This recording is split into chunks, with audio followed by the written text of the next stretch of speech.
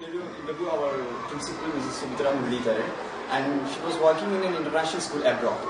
And she joined in our Bhavan's family in 2010. And over to ma'am. Ma'am, you are in Bhavan's for the first time. How do you feel as a Bhavanite? I think after joining Bhavan's, I started looking at culture in a different perspective, our Indian culture, traditional culture, in a different perspective altogether. Okay. Ma'am, can you comment on the changing role of principal in the school scenario? The present scenario, I think a principal need to be an instructional leader rather than an administrative manager. Because earlier, the principal's work was concentrated more on administration of the corporate or administration of the school. We used to take care of the administrative part of it.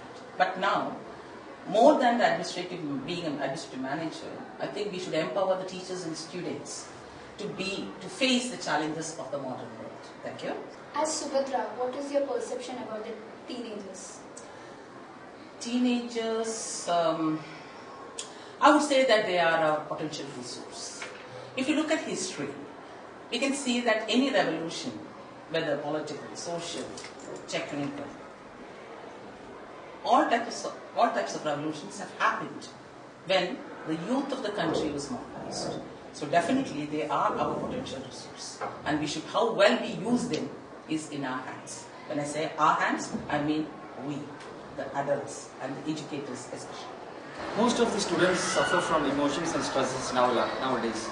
And ma'am, would you like to give some suggestions or opinion to the present generation? Yes, I would say sum it up in a sentence that it's a necessary evil. Stress is something, not only you, even us adults.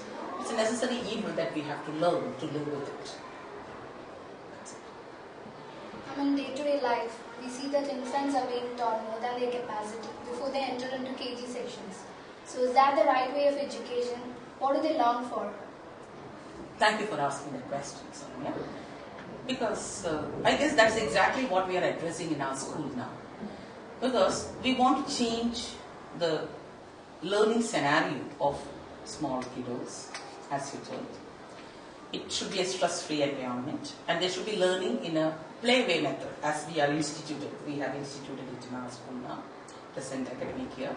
And they are really stress-free in the comfort zone of the school, and we don't deprive them of their childhood. I think that is the most important thing.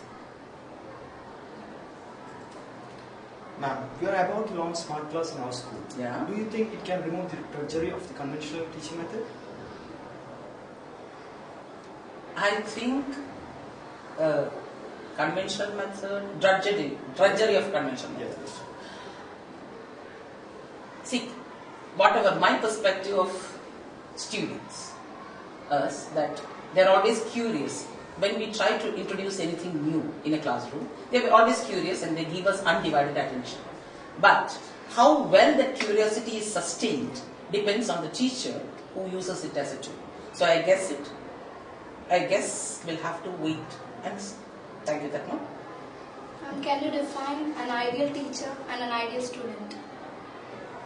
Sorry, Sonia. You asked about my perspective. Yeah. Yes? Yeah. My perception regarding idealism is very relative.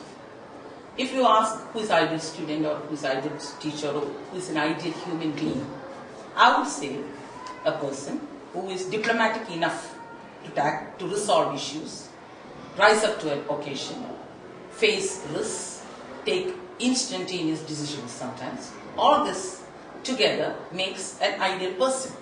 So it is highly relative. I cannot give a definition as such for an ideal student, or an ideal teacher, or even an ideal principal.